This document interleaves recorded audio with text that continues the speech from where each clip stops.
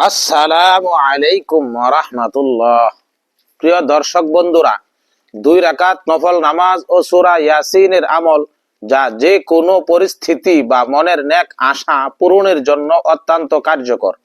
কেউ যদি পূর্ণ বিশ্বাসের সাথে এই আমলটি করে তবে আল্লাহ তাআলা তার যে কোনো অসম্ভব মুশকিল কাজ আসান করে দিবেন এবং হতাশা থেকে মুক্তি পাবেন।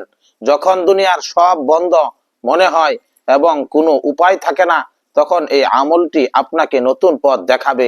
আমলটি কিভাবে করবেন?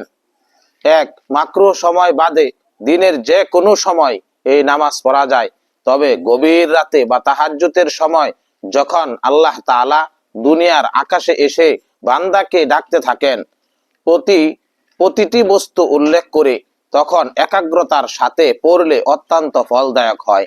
প্রথমে 2 রাকাত নামাজ নিয়ত করুন, হাজতের নিয়ত।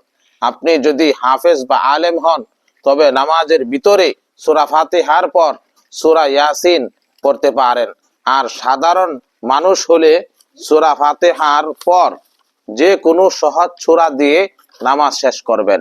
নামাজ শেষ করে সালাম ফিরানোর পর শুরুতে 3 বার দুরূদ শরীফ পড়ুন, অতঃপর 3 বার সূরা ইয়াসিন পূর্ণ ইয়াকিন বা বিশ্বাসের সাথে পাঠ করুন। মুখস্থ না পারলে কোরআন দেখে পড়ুন। সর্বশেষ আবার 3 বার দুরূদ শরীফ পাঠ করুন। আমল শেষ করে আল্লাহ তাআলার কাছে অত্যন্ত বিনয়ের সাথে আপনার সমস্যা সমাধানের কথা জানান এবং দোয়া করুন।